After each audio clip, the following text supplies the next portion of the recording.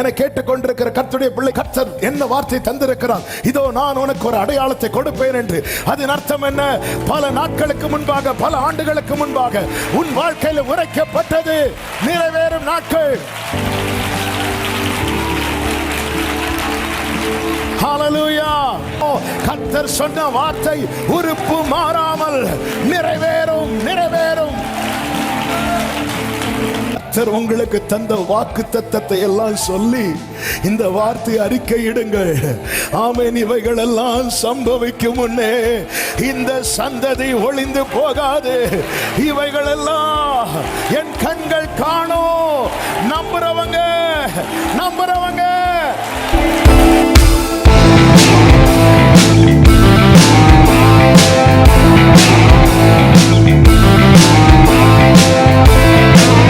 ஏசாயா தீர்க்கதரிசனம் புஸ்தகம் 7வது அதிகாரம். ஏசாயா 7வது அதிகாரத்தின் 14வது வசனத்தை வாசிக்க கேட்கலாம். ஆதலால் ஆண்டவர் தாமே, ஆண்டவர் தாமே உங்களுக்கு ஒரு அடையாளத்தை, உங்களுக்கு ஒரு அடையாளத்தை கொடுப்பார். கர்த்தர் ஒரு அடையாளத்தை காண்பிக்கிறார் என்றாலே கர்த்தர் சொன்ன வார்த்தை நிறைவேறும் நாட்கள் சமீபித்து விட்டது என்று அர்த்தம். கைகளை உயர்த்தி ஆமென் சொல்லுங்க பார்க்கலாம். கர்த்தர் ஒரு அடையாளத்தை காண்பிக்கிறார் என்றாலே, ஹல்லேலூயா, நாம் வாசித்த அந்த வாக்குத்தத்த வார்த்தையிலே ஒரு அடையாளம் கொடுக்கப்பட்டிருக்கிறது. என்ன அடையாளம்? அந்த வசனம் என்ன சொல்லப்பட்டிருக்கிறது? ஆதலால் ஆண்டவர் தாமே உங்களுக்கு ஒரு அடையாளத்தை கொடுப்பார்.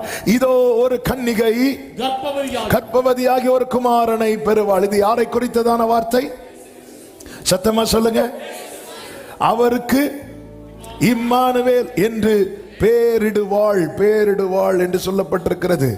இந்த இந்த இந்த இந்த வார்த்தை அடையாளமாய் கொடுக்கப்பட்டாலும் இந்த தீர்க்க தரிசன வார்த்தை, இந்த வார்த்தை உரைக்கப்படுவதற்கு ஆமென் 3000-4000 ஆண்டுகளுக்கு முன்பதாக, 3000க்கு மேல ஆண்டுகளுக்கு முன்பதாக, ஆமென். அதாவது இந்த பூமியிலே தேவன் மனிதனை சிருஷ்டித்த அந்த ஆரம்பத்திலே ஒரு தீர்க்க தரிசன வார்த்தையை கர்த்தர் சொன்னார். சர்ப்பத்தை பார்த்து, உன் வித்துக்கும் ஸ்திரீயின் வித்துக்கும், ஸ்திரீயின் வித்துக்கும், ஆமென், ஹல்லேலூயா. ஸ்திரீயின் வித் என்று சொல்லும் போதே அங்கே தெளிவாய் தெரிகிறது புருஷனை சேராதவள், புருஷனை சேராதவள். இல்லை என்றால் அவன் வித்துக்கும் என்று அவர் சொல்லி இருப்பார். ஆண்டவருடைய வார்த்தையில ஒன்று கூட, ஒரு உறுப்பு கூட மாறாமல் நிறைவேறும். ஹல்லேலூயா, ஆமென். கர்த்தருக்கு மகிமை உண்டாவதாக. இஸ்மவேலை குறித்து கர்த்தர் ஆபிரகாமோடு பேசும்போது அவன் அவள் வித் என்று சொல்லவில்லை, அவனும் உன் வித்தா இருக்கிறபடியால். ஹல்லேலூயா. புருஷனை சேர்ந்த பிறகு அவள் வித்து என்று வராது, அவன் வித்து என்று தான் வரும். அவனுடையவன். எனவேதான் ஆபிரகாம் ஈசாக்கை பெற்றான், ஈசாக்கு யாக்கோபை பெற்றான், யாக்கோபு 12 கோத்திரத்தார் இவனை பெற்றான், அவனை பெற்றான், பெற்றான் பெற்றான் பெற்றான் இருக்கும். என்ன பெற்றான்? ஆண்டவரை ஒருவேளை சில நடந்திப்பாங்க, ஆதி ஆரம்ப நாட்கள்ல ஒருவேளை மாறி நடந்திருக்குமோ? இல்லை இல்லை இல்லை, ஆமென். புருஷனை வைத்துதான், அதான் புருஷரா இருங்கள் என்று சொல்லப்பட்டிருக்கிறது. அப்படிதான் உரைக்கப்படும். ஆனால் இங்கே தீர்க்க தரிசனம் அப்படி அல்ல. உன் வித்துக்கும் அவள் வித்துக்கும், அவள் வித்துக்கும், ஆமென், பகை உண்டாக்கும். இது புரியவில்லை. இது எப்படி புரிந்து கொள்வது? ஆமென், ஹல்லேலூயா. ஒரு புருஷனும் ஒரு மனைவி இணைந்தால் தானே ஒரு பிள்ளை உண்டாகும். இது எப்படி சாத்தியமானது? சாத்தியம் இல்லையே என்று இருக்கும்போது நாட்கள் கடந்து போகிறது. தீர்க்க தரிசனம் அப்படியே இருக்கிறது. ஆமென். இப்பொழுது அந்த தீர்க்க தரிசனம் நிறைவேறுவதற்கு சில 100 ஆண்டுகளுக்கு முன்பதாக, பல 1000 ஆண்டுகளுக்கு முன்பதாக உரைக்கப்பட்டது. நிறைவேறுவதற்கு சில 100 ஆண்டுகளுக்கு முன்பாக வரும்போது இப்பொழுது கர்த்தர் அடையாளத்தை கொடுக்கிறார். அந்த அடையாளம் தான் என்ன? இதோ ஒரு கன்னிகை கர்ப்பவதியாகி ஒரு குமாரனை பெறுவாள். அடையாளம் கொடுக்கிறார் என்றாலே அதன் அர்த்தம் என்ன? நிறைவேறும் நாட்கள் சமீபமாய் வந்துவிட்டது. என கேட்டுக்கொண்டிருக்கிற கர்த்தருடைய பிள்ளை, கர்த்தர் என்ன வார்த்தை தந்திருக்கிறார், இதோ நான் உனக்கு ஒரு அடையாளத்தை கொடுப்பேன் என்று. அதன் அர்த்தம் என்ன? பல நாட்களுக்கு முன்பாக, பல ஆண்டுகளுக்கு முன்பாக உன் வாழ்க்கையில் உரைக்கப்பட்டது நிறைவேறும் நாட்கள். ஹல்லேலூயா, ஆமென் சொல்லுங்க பார்க்கலாம். எத்தனை பேர் நம்புறீங்க? அப்போஸ்தலர் 7வது அதிகாரம் 17வது வசனத்தில் இப்படி சொல்லப்பட்டிருக்கிறது. அப்போஸ்தலர் 7:17. ஆபிரகாமுக்கு தேவன் ஆணையிட்டு அருளின வாக்குத்தத்தம் நிறைவேறும் காலம் சமீபித்த போது. இதுக்கப்புறம் தான் அடையாளம் எல்லாம் கொடுக்கிறார். நிறைவேறும் காலம்.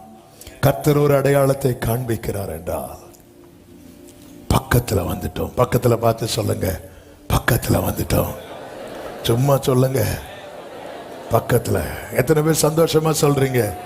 நான் ஏதை சொல்ல வைக்கிறேன் தெரியுமா? நீங்க எங்க இருந்து சொல்றீங்க தெரியுமா?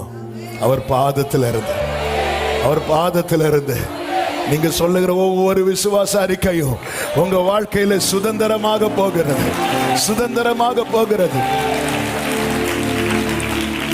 இப்ப ஒரு விஷயம் கூட சொல்லுங்க, பக்கத்துல வந்துட்டோம். ஹல்லேலூயா, பக்கத்துல வந்துட்டோம். இன்னும் கொஞ்ச நேரத்துல மீட்டிங் முடிய போகுது. பக்கத்துல பக்கத்துல வந்துட்டோம். ஹல்லேலூயா. நிறைவேறும் காலம் சமீபித்த போது. இதுவரை ஒரு அடையாளம் இல்ல, ஒரு அடையாளம் இல்ல. 1000 ஆண்டு தாண்டுகிறது, 1000 ஆண்டு தாண்டுகிறது, 1000 ஆண்டு தாண்டுகிறது. இயேசு வெளிப்பட்டு 2024, 2000 வருஷத்துக்கு முன்பதாக இயேசு பிறந்தார்.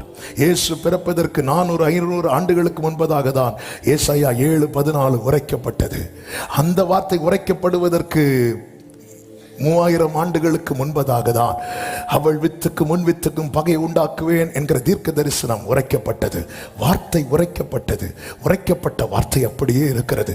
நிறைவேறும் நாட்கள் சமீபமாய் வருவதற்கு சில 100 ஆண்டுகளுக்கு முன்பதாக இப்பொழுது அடையாளம் கொடுக்கப்படுகிறது. அந்த அடையாளம் தான் என்ன? ஒரு கன்னிகை கர்ப்பவதியாகி. இது எப்படி ஆகும்? இது எப்படி ஆகும்? இது எப்படி ஆகும்? நான் புருஷனை அறியேனே.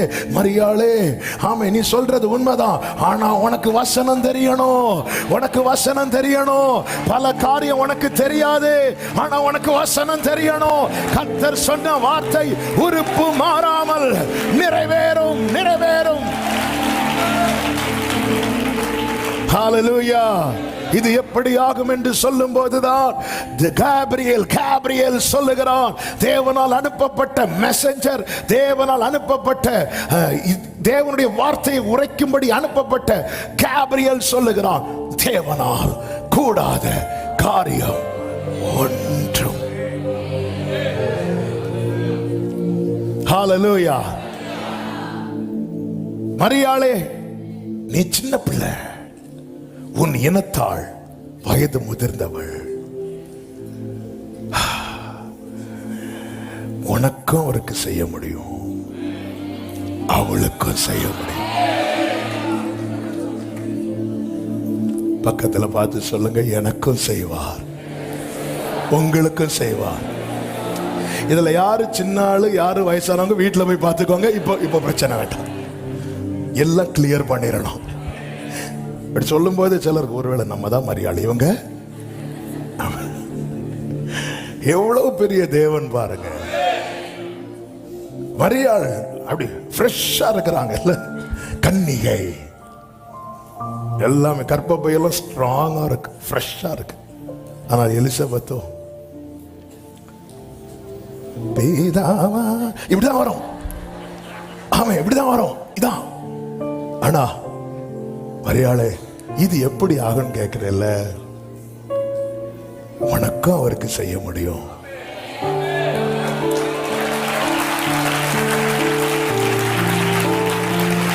என் தேவன் பெரியவர், சர்வ வல்லவர் சொல்றவங்க நல்ல கைகளை சாட்டி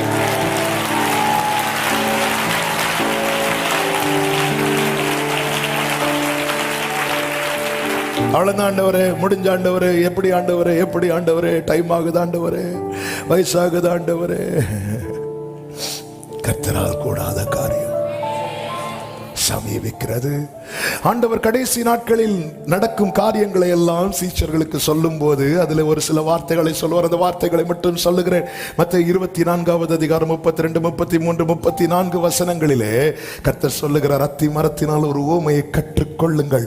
அதிலே இளங்கிளை தோன்றி துளிர்விடும் போது வசந்த காலம் சமீபமாயிற்று என்று அறிவீர்களே. அடுத்த வசனம், அப்படியே இவைகளை எல்லாம் நீங்கள் காணும் போது அவர் சமீபமாய் வாசல் அருகே வந்திருக்கிறார் என்று அறியுங்கள். சமீபமாய், எல்லாரும் சொல்லுங்க, வாசல் அருகே. ஆமென், ஹalleluya. இனி அடுத்த வசனத்திலே சொல்லப்பட்டிருக்கிறது, ஆமென், இவைகளெல்லாம் சம்பவிக்கும் முன்னே இந்த சந்ததி ஒளிந்து போகாதென்று நல்ல கைகளை தட்டி சாகா மாமா சேரா மாமா.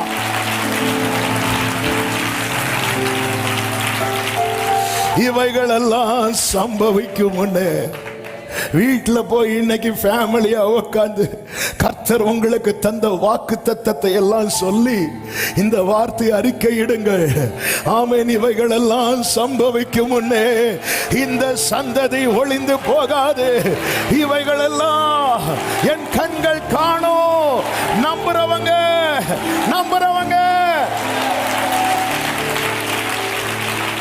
ஆமென் சொல்லுங்க பார்க்கலாம். இப்படி சொல்லிட்டு தான் அடுத்து அடிக்கிறார் பாருங்க. 35வது வசனம், வானமும் பூமியும் ஒளிந்து போகும், என் வார்த்தைகளோ நல்ல கைகளை தட்டி. ஜீசஸ், ஹalleluya, ஹalleluya. இதற்காக அடையாளம் வருதுனாலே பக்கத்துல வந்துட்டு ஆண்டவர் தாமே உங்களுக்கு, ஹalleluya. இன்னைக்கு காலையில இந்த வார்த்தைகளும் உள்ளே வந்தது. இன்னொரு செய்தியும் உள்ளே ஃபார்ம் ஆக ஆரம்பிச்சிட்டு, அப்போ அந்த செய்தியை கொஞ்சம் மெடிடேட் பண்ணலான்னு போனால் ஆண்டவர் போகவே விடலை. அந்த செய்தி இருக்கட்டும், இன்னைக்கு காலையில் இதை நீ பிள்ளைங்கள்ட்ட சொல்லு. ஹalleluya, அதில் பக்கத்தில். அதனால தான் கொஞ்சம் டிலே ஆனதுனால இப்போ அடையாளம் கூட கேட்க மனசில் ஆகாசை போல நான் கேட்க மாட்டேன். ஆண்டவர் தாமே இவைகள் சம்பவிக்கும் முன்னே இந்த சந்ததி ஒளிந்து போகாதென்று மெய்யாகவே உங்களுக்கு சொல்லுகிறேன். இந்த வானம் கூட ஒளிந்து போகும், வார்த்தையுடையவன் நிற்பான். இந்த பூமி கூட ஒளிந்து போகும், வார்த்தையுடையவன் நிற்பான். எத்தனை பேர் நம்புறீங்க? என் கண்களால் அதை காணும்படி செய்வார்னு சொல்றவங்க. இதற்காக அடையாளத்தை கொடுக்கிறார் தெரியுமா? அவர் சொன்னதை நாம நம்பணும். ஏன் நம்பணும்? ஏசாயா 7வது அதிகாரம் 9வது வசனத்தில் இப்படி சொல்லப்பட்டிருக்கிறது, எப்ராயிமின் தலை சமாரியா, சமாரியாவின் தலை ரெமலியாவின் மகன். நீங்கள் விசுவாசியாவிட்டால், கவனிங்க, நீங்கள் விசுவாசியாவிட்டால் நிலை பெற மாட்டீர்கள். நான் உனக்கு நிறைய சொல்றேன்பா, ஆனா ஒண்ணு புரிஞ்சுக்கோ, நீ விசுவாசிக்கலன்னா நிக்க மாட்டேன். அப்ப நான் நம்பணும். அதனாலதான் அடுத்த வசனத்திலே கர்த்தர் சொல்லுகிறார், பின்னும் கர்த்தர் ஆகாசை நோக்கி. அவர் நீ விசுவாசியாவிட்டால் நிலை பெற மாட்டீர்கள் சொல்லிட்டு போக வேண்டியதானே? இல்ல, அதன் அர்த்தம் என்ன? நான் நிக்கணும்னு அவர் விரும்புறார். ஹல்லேலூயா, ஹல்லேலூயா. கர்த்தர் நல்லவர். நம்ம நிக்கணும், நம்ம சுதந்திரிக்கணும், நம்ம நிர்மூலமாயிடக்கூடாது. இதை கர்த்தர் விரும்புகிறார். எனவே தான் அடையாளங்கள். பாருங்கள், மோசேக்கு கர்த்தர் அடையாளங்கள் மேல் அடையாளங்களை கொடுக்கிறார். எதற்காக? யாத்திராகமம் 4:5 சொல்லப்பட்டிருக்கிறது, ஆபிரகாமின் தேவனும் ஈசாக்கின் தேவனும் யாக்கோபின் தேவனுமாய் இருக்கிற தங்கள் பிதாக்களுடைய தேவனாகிய கர்த்தர் உனக்கு தரிசனமானதை அவர்கள் நம்புவதற்கு இதுவே அடையாளம். 8வது வசனத்தை வாசியுங்கள். அப்பொழுது அவர் முந்தின அடையாளத்தை அவர்கள் கண்டு நம்பாமல் போனாலும் பிந்தின அடையாளத்தை கண்டு அடுத்த அடையாளம் கொடுக்கிறார். எதற்காக? நம்பணும். 9வது வசனத்தை வாசிங்க. இவ்விரண்டு அடையாளங்களை அவர்கள் நம்பாமல் வாக்குக்கு செவி கொடாமல் இருப்பார்களானால் அப்பொழுது நதியின் தண்ணீரை மொண்டு நிலத்தில் ஊற்றுவாயாக, நதியில் மொண்ட தண்ணீர் வெட்டாந்தரையிலே இரத்தமாகும் என்றார். அப்பொழுது மோசே கர்த்தரை நோக்கி, ஆண்டவரே. அடுத்த அடையாளங்களை காண்பிக்கிறது எதற்கு தெரியுமா? ஒரு புறம் இஸ்ரவேலரை வாதிப்பதாக இருந்தாலும், இன்னொரு புறம் எகிப்தியரை வாதிப்பதாக இருந்தாலும், இன்னொரு புறம் இஸ்ரவேலை நம்பணும். இஸ்ரவேலே, கர்த்தரை நம்பு, அவரே உனக்கு துணையும் கேடகமா இருக்கிறார். நீ நம்பலன்னா நிக்க முடியாது, நீ நிலை பெற மாட்ட. விசுவாசிக்கிறவன் பதறான். எலிசபெத் மரியாள் இடத்திலே சொல்லும் ஒரு வார்த்தை உண்டு, விசுவாசித்தவளே பாக்கியவதி. அடுத்த வார்த்தை என்ன தெரியுமா? கர்த்தரால் அவளுக்கு சொல்லப்பட்டவைகள். அந்த வசனம் எடுத்தீங்களா? லூக்கா 1வது அதிகாரம் ரைட் சைடு மேல இருந்து வாசிங்க. விசுவாசித்தவளே பாக்கியவதி. கர்த்தரால் அவளுக்கு சொல்லப்பட்டவைகள். ரெஃபரன்ஸ் சொல்லுங்க. 45. கர்த்தரால் அவளுக்கு, யாருக்கு? விசுவாசித்தவளுக்கு சொல்லப்பட்டவைகள் நிறைவேறும். இதை இன்னும் சரியாய் புரியும்படி சொல்லணும்னா, கர்த்தரால் எனக்கு சொல்லப்பட்டவைகள் நிறைவேறும் என்று யார் விசுவாசிக்கிறார்களோ அவர்கள் தான் பாக்கியவான்கள். ஆமென். கர்த்தரால். எனவேதான் நீங்க விசுவாசியா விட்டால் எதற்காக ஒவ்வொரு அடையாளத்தை காண்பிக்கிறார். மேய்ப்பர்கள் மந்தையை இரவிலே காத்து கொண்டிருந்த போது கர்த்தருடைய தூதன் தோன்றி, பயப்படாதிருங்கள், இதோ மிகுந்த சந்தோஷத்தை உண்டாக்கும் நற்செய்தியை உங்களுக்கு அறிவிக்கிறேன். கர்த்தராகிய கிறிஸ்து என்னும் இரட்சகர் உங்களுக்கு தாவீதின் ஊரிலே பிறந்திருக்கிறார் அப்படி சொல்லிட்டு அடுத்த வார்த்தை, பிள்ளையை துணிகளிலே சுற்றி முன்னணையில் கிடத்திருக்க காண்பீர்கள், இதுவே உங்களுக்கு அடையாளம். அப்படியே வந்து பார்க்கிறாங்க முன்னணையில. அந்த அடையாளத்தை மேய்ப்பர்களுக்கு கொடுப்பதற்காக சத்திரத்தில் இடமில்லாமல் போனது. சில இடத்துல உங்களுக்கு சீட்டு கிடைக்காது, இடம் இருக்காது, அதுல கர்த்தருடைய திட்டம் இருக்கிறது என்று அர்த்தம். சில இடத்துல உங்க காரியம் நீங்க நினைச்சது மாதிரி நடக்க. எத்தனை வீட்டு கதவு போய் தட்டி இருப்பாங்க. தேவனுடைய திட்டம் என்பது ஏற்கனவே தீர்மானிக்கப்பட்டது, நமக்கு தெரியாது. ஏன் முன்னணை, ஏன் கழுதை? மாட்டு முன்னணை, ஏன் கழுதை? அதான் பைபிள். நல்ல கவனிங்க. ஏசாயாவை கொண்டு துவங்கும் போதே சொல்லுகிறார், மாடு தன் முன்னணையும் கழுதை தன் எஜமானையும் அறியும், ஆனால் என் ஜனமோ அறிவில்லாம இருக்கிறாங்க. கர்த்தர் அடையாளமா காட்டி கொடுக்கிறார். பிறந்தது யாரு தெரியுமா? இங்க இருக்கிற ஒருத்தருக்காவது தெரியுதா? இல்ல. ஆனா அவருக்கு எங்க இடம் இருக்கு பாரு, முன்னணையில இடம் இருக்கு. அவர் எதுல பயணிக்கிறார் பார், கழுதையில பயணிக்கிறார். மாடு தன் முன்னணை அறியும். இதுல ஒரு நாள் அவர் வந்து இருக்க போகிறார். என் எஜமான் வரப்போகிறார். கழுதை தன் எஜமானை அறியும். நான் ஒரு காலம் ஏறிராத கழுதையா இருந்தாலும் என்னை என் எஜமான் பயன்படுத்துவார். ஆனால் என் ஜனமோ அறிவில்லாமலும் உணர்வில்லாமலும் இருக்கிறார்கள். எத்தனை முறை அவர் வந்திருப்பார். இது செய்தி இல்லை, ஆனா இதை சொன்னதுனால டச் பண்றேன். இதெல்லாம் அடையாளம். அதுக்கு தெரியுது, உனக்கு தெரியல. அதுக்கு தெரியுது. ஒருவரும் ஒரு காலம் ஏறிராத கழுதை ஃபர்ஸ்ட் டைம் ஒருத்தரை மேல ஏத்துது. எவ்வளவு பிரச்சனை பண்ணும். பழக்கப்பட்டாதான் அதுக்கு மேல ஏறி பயணிக்க முடியும். ஒரு குதிரையை எவ்வளவு ட்ரெயின் பண்ணுவாங்க தெரியுமா? ஒரு கழுதை எவ்வளவு ட்ரெயின் பண்ணுவாங்க தெரியுமா? ஒரு ஒட்டகத்தை எவ்வளவு ட்ரெயின் பண்ணுவாங்க தெரியுமா? நீங்க ஒரு குதிரையை பார்த்ததும் அப்படியே கனவுல பயங்கரமா ஓட்டுறது மாதிரி கிட்ட போங்க, அது வேற ஒண்ணும் செய்யாது. அந்த பின்னாடி இருக்கிற கால் இப்படி ஒரு தூக்கும். நீங்கள் பறந்து செல்வீர்கள். அவன் ஒருவரும் ஒரு காலம் ஏறிராது. அப்படிதான் இருக்கு பைபிள்ல. இயேசுவை கொண்டு வந்து ஏத்துனா அது எவ்வளவு டிஸ்டர்பன்ஸா இருந்திருக்கும். அது அமைதியா இருக்கு. கழுதை தன் எஜமானை அறியும்.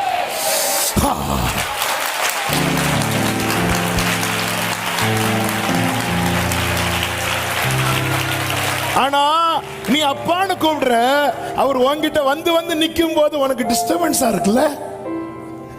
உன் வீட்டுல வந்து கதவை தட்டினா ஐயோ டிஸ்டர்பன்ஸா இருக்குல்ல. மாடு தன் முன்னணையில என்னங்க இருக்கும்? முன்னணையில புல்லுல இருக்கும். அப்போ அதுக்கு ஆகாரம் கொடுக்கப்பட்ட இடத்துல இவரை கடத்தி இருக்கு. அது அமைதியா இருக்கு.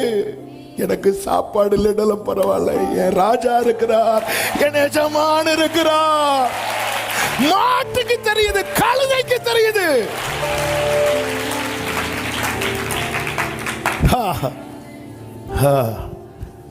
மாடு தன் முன்னணை, கழுதை தன் எஜமானை.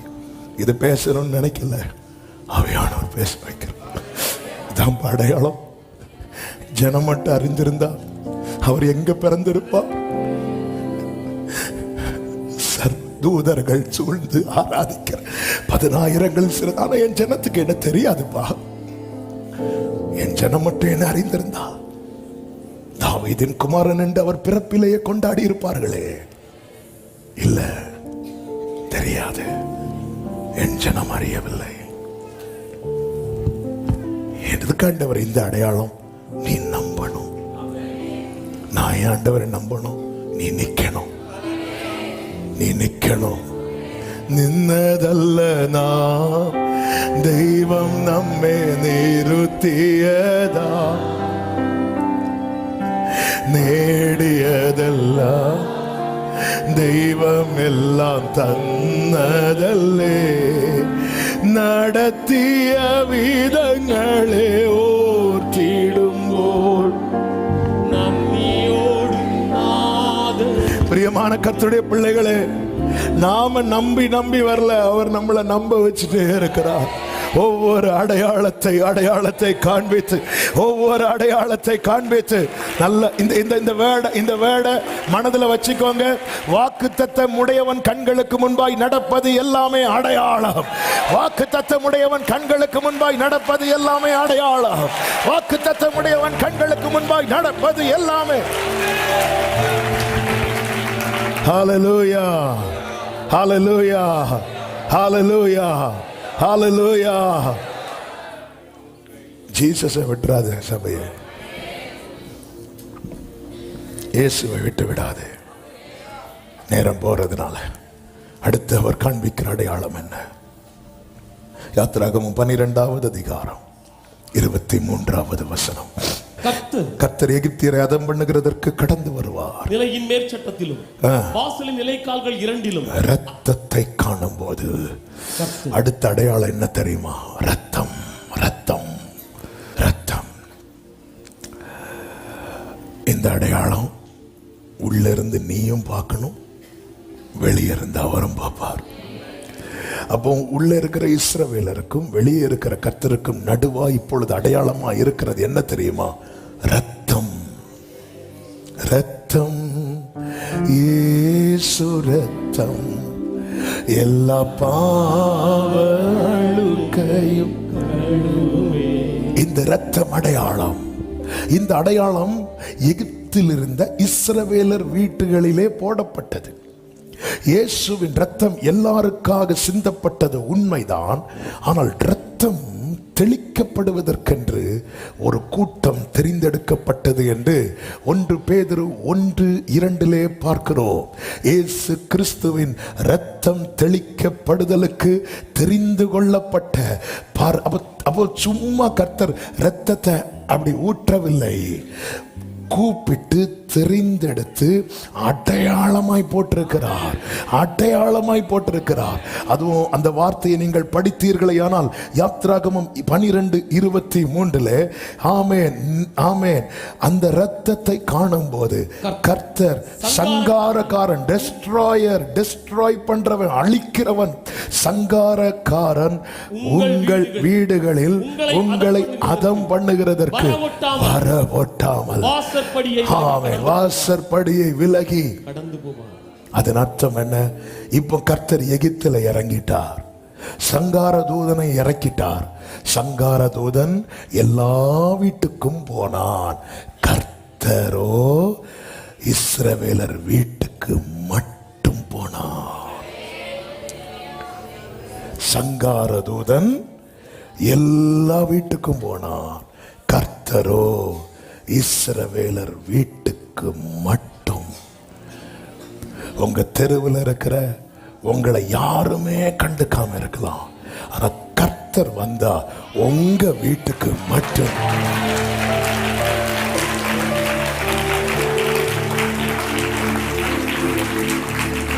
அடையாளம் என்ன? அடையாளம் என்ன? ரத்தம். ஒவ்வொரு வீடா போயிட்டு இங்க வரும்போது கர்த்தரோ வரவட்டாமல் போயிரு. இங்க யார் வந்துட்டா? என்னைக்கோ சங்கார தூதன் கையால சங்காரமாயிருக்க வேண்டிய, ஆனா அவரால சிங்காரம் ஆயிட்டோம். ஹல்லேலூயா, ஹல்லேலூயா. ஆமா, சங்கார தூதன் வந்தா சங்காரமாக்குவான். அவர் வந்ததுனால சிங்காரமாக்கிட்டான். இது அடையாளம், இது அடையாளம். சொல்லிவிட்டு சொல்லுகிறார் 24வது வசனம், இந்த காரியத்தை உங்களுக்கும் உங்கள் பிள்ளைகளுக்கும் நித்திய நியமமாக கைக்கொள்ள கடவீர்கள். கர்த்தர் உங்களுக்கு தான் சொன்னபடி கொடுக்க போகிற தேசத்திலே நீங்கள் போய் சேரும் போது இந்த ஆராதனையை கைக்கொள்ள கடவீர்கள். அப்பொழுது உங்கள் பிள்ளைகள் இந்த ஆராதனையின் கருத்து என்ன? பிள்ளைங்க கேட்பாங்க, எதுக்கு ஆராதிக்கணும் அப்படி கேட்பாங்க. அப்படி கேட்டால் இது கர்த்தருடைய பஸ்காவாகிய பலி, கர்த்தருடைய பஸ்காவாகிய பலி. அவர் எகிப்தியரை அதம் பண்ணி நம்முடைய வீடுகளை தப்ப பண்ணின போது, எகிப்தில் இருந்த இஸ்ரவேல் புத்திரருடைய வீடுகளை கடந்து போனார். எகிப்தில் இருந்த எல்லா வீட்டையும் கடந்து போகும்போது என்னை வந்து பார்த்துட்டு போனார். அப்படி அல்ல. இந்த அரசியல்வாதிகள்லாம், அரசியல் தலைவர்கள்லாம் எலெக்ஷன் வரும்போது திறந்த ஜீப்ல நிப்பாங்க தெரியுமா? இப்படி அவர் போகல. தெரிந்தெடுத்து, இந்த தெருவில் இத்தனா நம்பர் வீடு, இந்த தெருவில் இத்தனா நம்பர் வீடு. ஆனா சங்கார தூதன் அப்படி அல்ல. அவன் எகிப்தில் இருக்கிற எல்லா வீட்டுக்கும் போகிறான். அவனுக்கு அட்ரஸ். ஏன்னா இங்க வரும்போது கர்த்தர் இருக்கிறார். இந்த கேரளுக்கு பிரிச்சு விட்டது போல இங்க வந்தா நான் பாத்துக்கிறேன், நீ கிளம்பு. இல்ல ஆண்டவரே இப்ப நீங்க கிளம்புங்கிறீங்க, அங்க வந்து சொல்லுவீங்க அந்த வீட்டுக்கு போனியான்னு. காரணம் நீர் நீதி உள்ளவர். எஸ்பா, முதற் பலன் அடிக்கப்படணும், அடிக்கப்பட்டாகிவிட்டது. அதன் அடையாளம் தான் இந்த ரத்தம். இந்த ஆராதனையின் கருத்து என்ன? இந்த ஆராதனையின் கருத்து இன்றைக்கு நாம் வந்து ஆராதிப்பதனுடைய அர்த்தம் என்ன? பலியானார், தப்புவிக்கப்பட்டோம். பலியானார், தப்புவிக்கப்பட்டோம். ஹல்லேலூயா, ஹல்லேலூயா. இது பேச ஆரம்பித்தா பேசிட்டே இருக்கலாம். இது ஒரு அடையாளம். இன்னும் சொல்றேன், நீங்க உயிரோடு இருக்கிறதே அடையாளம்னு ஆவியானவர் பேசினாரே.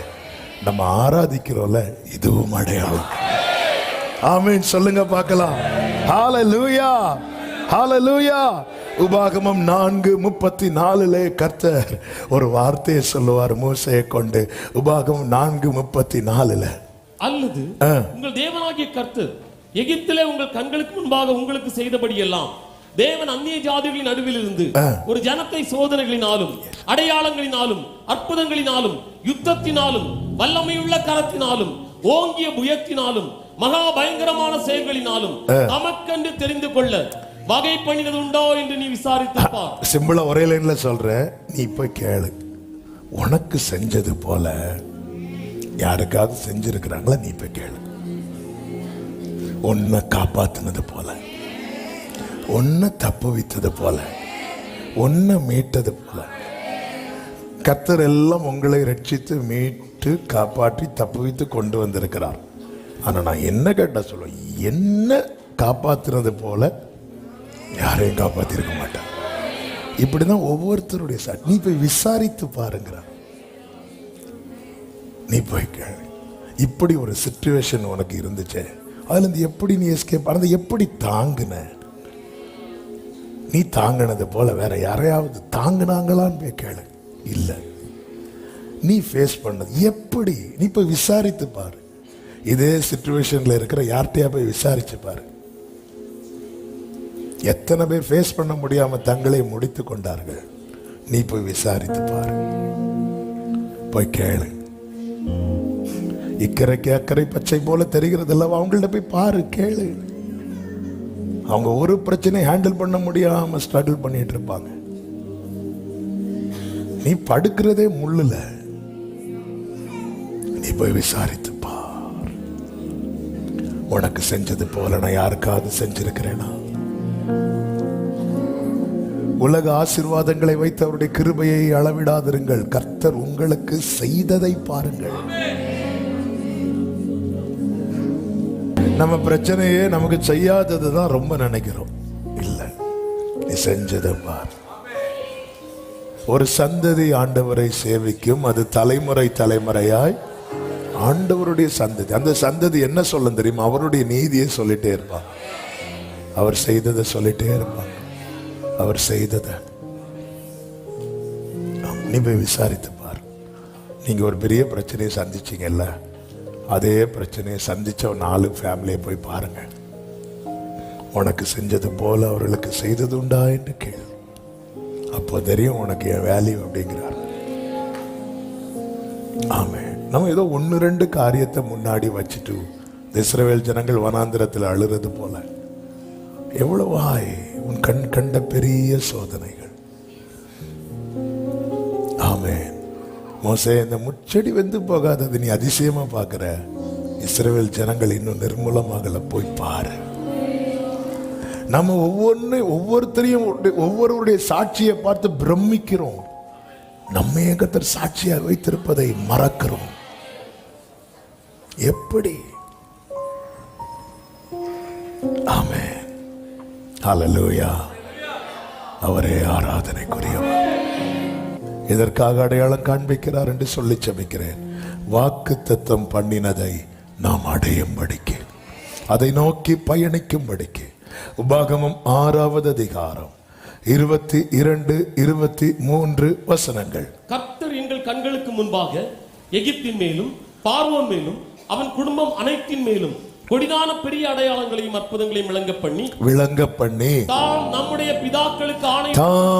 நம்முடைய பிதாக்களுக்கு ஆணையிட்டு கொடுத்த தேசத்துக்கு எங்களை அழைத்து கொண்டு போய் அதை நமக்கு கொடுக்கும்படிக்கு எங்களை அவ்விடத்திலிருந்து எகிப்திலிருந்து இஸ்ரவேலரை புறப்பட பண்ணினது போல பாவத்திலிருந்து நம்மை புறப்பட பண்ணி இருக்கிறார். எதற்கு?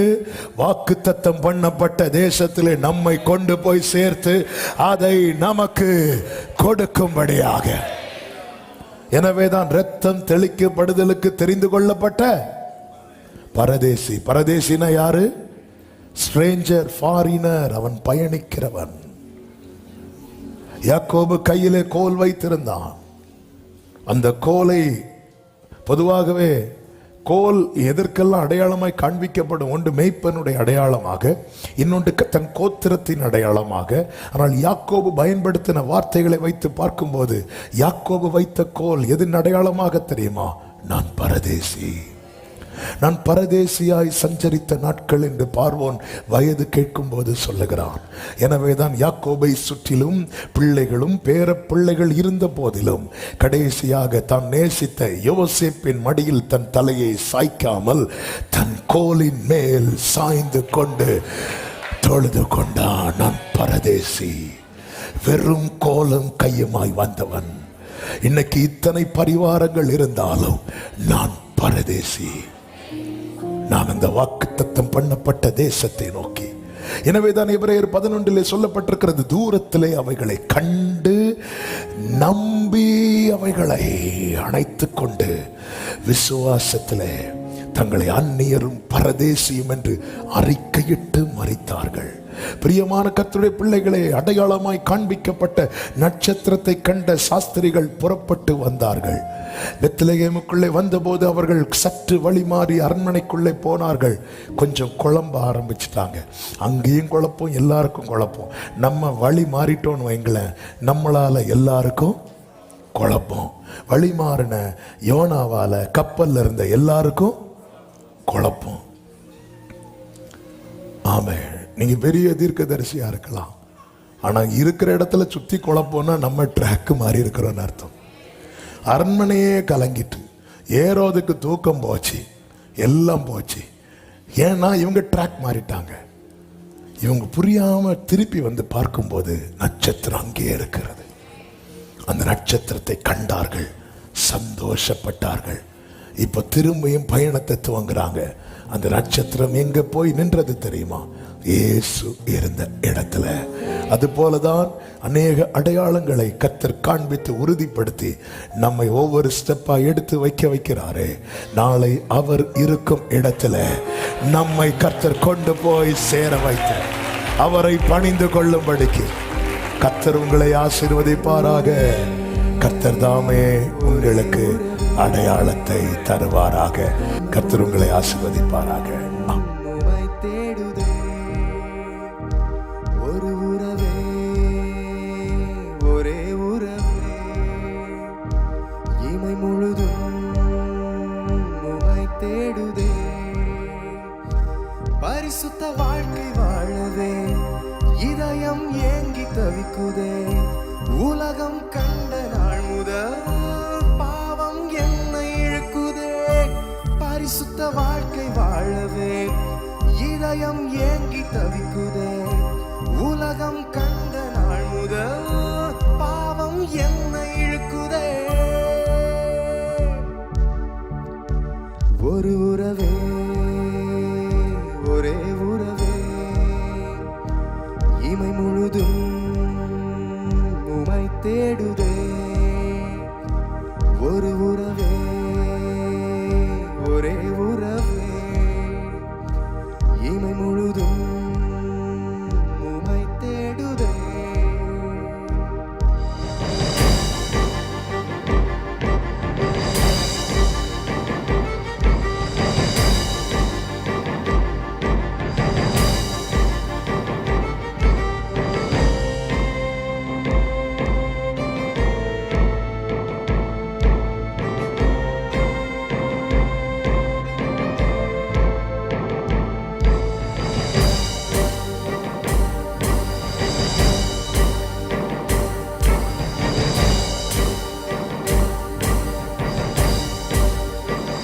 பள்ளமும் முன்னே தெரியுதே,